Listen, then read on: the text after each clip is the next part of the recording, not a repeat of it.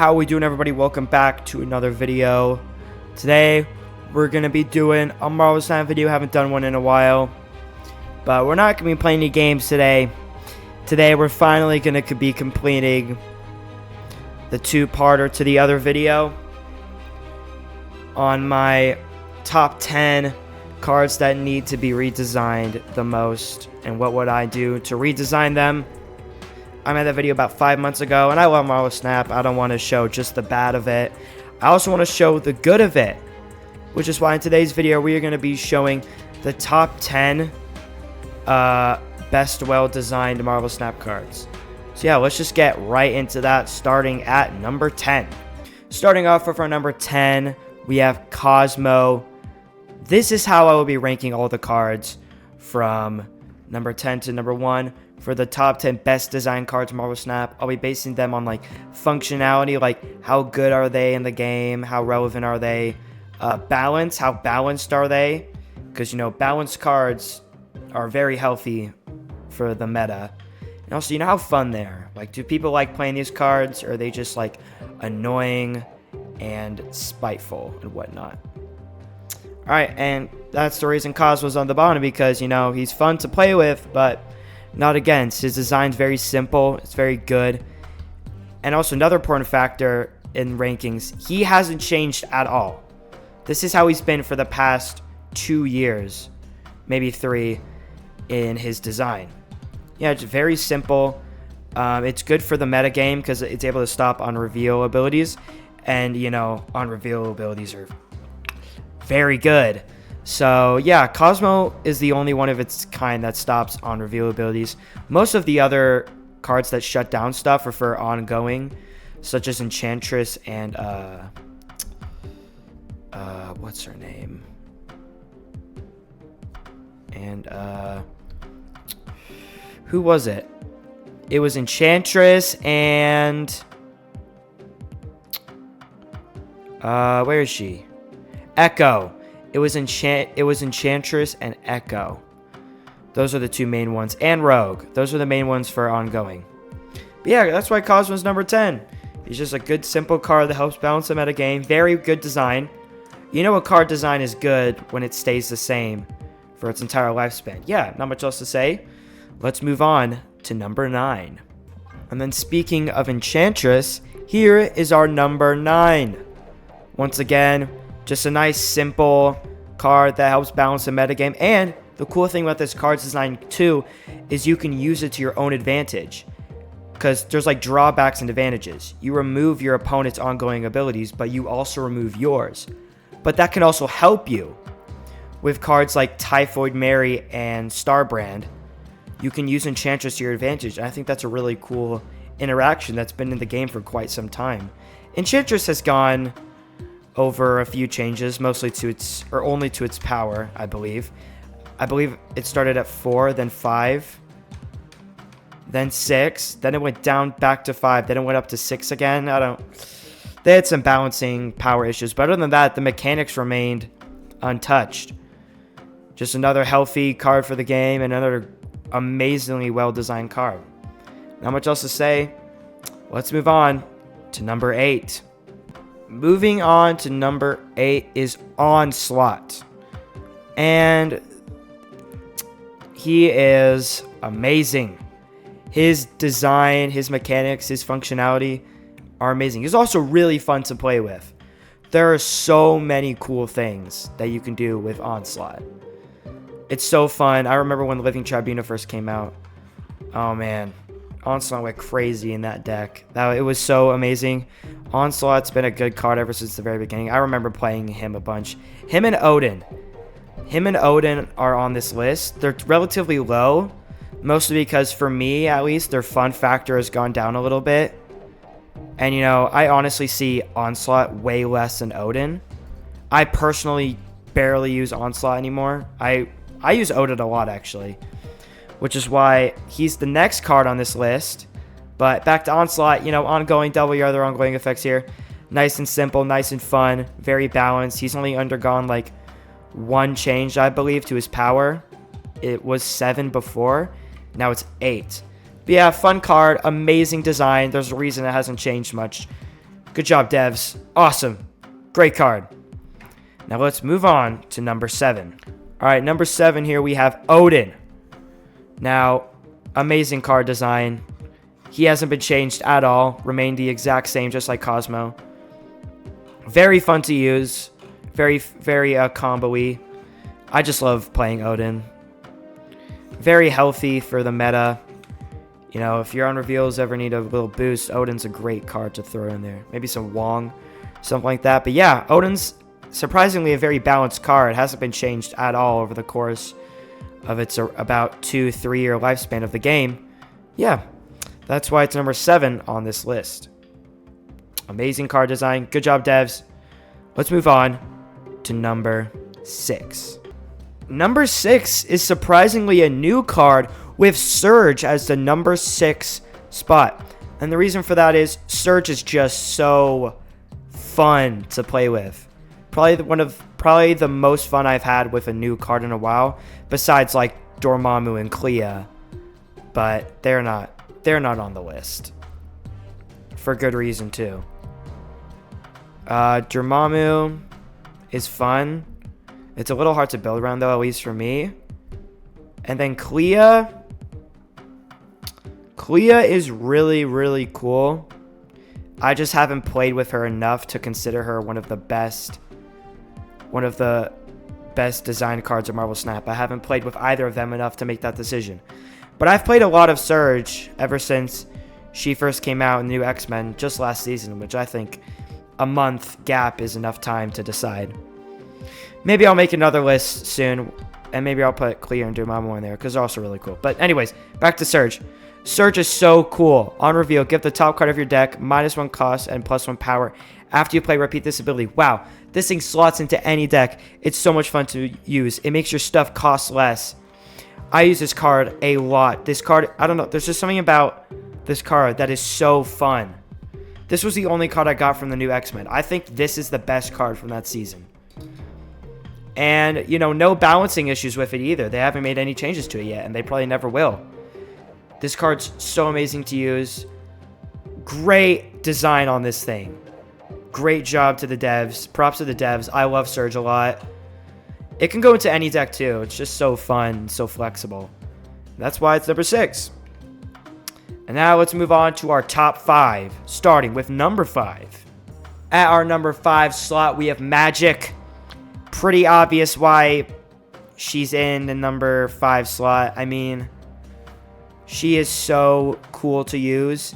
Adding a turn 7 to the game is so cool. There are so many different things that you can only do if you have 7 turns. Like some Marvel Snap combos you can't pull off unless you have Magik out, which I think is really cool. Honestly, peak of card design in some areas. But there are still 4 cards that are above this. There's not much to say. The devs did an amazing job with this one. It has gone some changes over the year. For the better, definitely. Its original design was a 5 cost 3 power, which is terrible. Like that's really bad. But they really pulled her together and made her one of the best combo pieces in the game. So yeah, amazing job to the devs. This card is easily one of my favorite in the game. I love having a turn 7 in the game. It makes everything so much more fun. Magik is very relevant. Most decks run Magik. So yeah, amazing card. I love this card so much. Now let's move on to number 4. Now, number 4 and number 3 are cards that everyone should just be running in like almost every deck they play. And I think you can guess who's after Red Guardian with that information. Yeah, number 4, Red Guardian. Not much needs to be said about this guy. He did have a recent balance change, which is surprising. He used to have 3 power, but now he has 2. Red Guardian is such a healthy card for the meta. A great way to counter your opponent's stuff. That's like too powerful. It makes it so people can't just pop off all willy-nilly. Yeah, this card's just amazing. Also, peak card design. Peak card design of this game. This card is just generally really good. Nothing else needs to be said. Great card. Good job, devs. Just amazing mechanics and everything. And now let's move on to number 3. You already knew who was in the number 3 slot in our top 3. Now it is Shang-Chi. Do I really need to say anything about this guy? He's only gone one change. He went from destroying all enemy cards that have 9 or more power to all enemy cards that have 10 or more power. Yeah, it's just like Shang-Chi is amazing. He's probably, dare I say, the healthiest card for the meta. Because a lot of people finish the game with big, powerful cards like Black Panther, Thanos, Scar, other stuff like that. Yeah, he's probably the healthiest card for the meta. I'm not even gonna lie about that. Also, the pinnacle of card design, really fun to use. I love it when I punish my opponents for playing too many big cards. Because, there are more ways to win with big cards, which is why Shang-Chi isn't broken. Because he only punishes people for playing too big. If you're able to play around Shang-Chi, he's useless. Which is why that's such a good design. Insane advantage, insane drawback. Not much else needs to be said. Great job, devs. Amazing card. Let's move on to our top 2. I'm going to be honest, I'm a little biased to this card, but it's my list. I'm going to do whatever I want. This card is just, I don't even know how you would describe it. The ability to get more energy and more random cards, you can pretty much, if you can pull it off, play Arshem however you want. There are just so many cool things you could do. You could do the Quicksilver Domino Wiccan combo, and you guarantee get 2 extra energy if you draw Wiccan. And if you want to build a deck that needs more energy boost, throw Arshem in there. And the fun factor of this card is through the roof. It's always fun getting an insanely good card that's made by Arshem. You're like, wow, whoa, this will help me out so much. It's not even in my deck. So it's just Arshem is rewarding you for using it. That's not to say it doesn't punish you sometimes by giving you garbage stuff. But if you're able to pull it off, there are so many different strategies you can do with this card. This card is my second favorite card. You can probably already guess what my first favorite is. I am a little biased. This card is so fun. It's still pretty relevant. It's gone over, I think, like 1 or 2 changes because it just broke the meta with its power. But it's in a little more balanced state though, which is why I was able to slide it into this list. Yeah, peak card design. There's nothing else to say. When Marvel Snap hits with their card design, they hit hard. Amazing card, amazing devs. Now let's move on to number 1 on this list. You knew it was coming. Number 1, Thanos, my favorite card in the game. Which is interesting because out of all the cards in this list, Thanos has undergone the most changes, which I find really interesting. This card is extremely meta, but it's not too broken right now. Thanos used to be really, really good, and he still is, but the way they made him work made him good for different reasons. The stones just used to be good, like they used to do their own thing. But then they made the stones focused more around Thanos by giving them Thanos-specific abilities, which is way better card design. I believe this is the best design card in the game. Because it's basically 6 card designs in one. Each card that has a Thanos ability... Each card that has a Thanos ability tailored to Thanos. Like, it's just so amazing how much thought they put into all of the stone's abilities. And Thanos himself. Like, Power Stone, of course, that's the one that's going to buff him. Soul Stone, amazing. Space Stone, amazing. Reality Stone, very flavorful. All the stones have flavor and great abilities, all suited to Thanos. There's so many different ways you can build this. 1-in-cost deck, Destroy deck. I personally have a Thanos Dormammu deck right now, which is Destroy, but they're different. The fun, this is the most fun I've had with any card ever. No card has been more fun than this. I remember when I got Thanos for the first time. That was probably the happiest I've ever been in this game's lifetime. Like, in the game.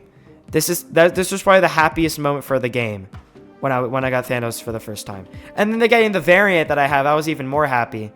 Yeah, best card in the game, best design card, basically 6 in 1. And yeah, amazing card, amazing devs. Sometimes they fall a little short on cards, And some of the older cards they have forgotten about. I really hope they do something to change them soon. But most of the time, the devs make amazing cards, such as these 10 on the list. There's even more. Most of the cards they make are insanely good, fun, flavorful, and amazing. And they do a pretty good job with the balance changes. Yeah, amazing devs. I don't want to focus on just the negative of the game because I love this game. And I think the devs are doing a great job, and I wish a healthy future for Marvel Snap. And these 10 cards are proof of, you know, the devs wanting a healthy future. This card's been balanced so many times. That just proves that they want the game to succeed. And yeah, W devs, W card design, great, amazing job. All right, that wraps up the top 10 best design cards on Marvel Snap. Make sure to like and subscribe if you like this video. Comment down below what your list would be. These are just my personal opinions, a little biased. But yeah, if you have your own opinions, let me know down in the comments below. Like and subscribe. And I will see you all in the next one. Have a great day, guys.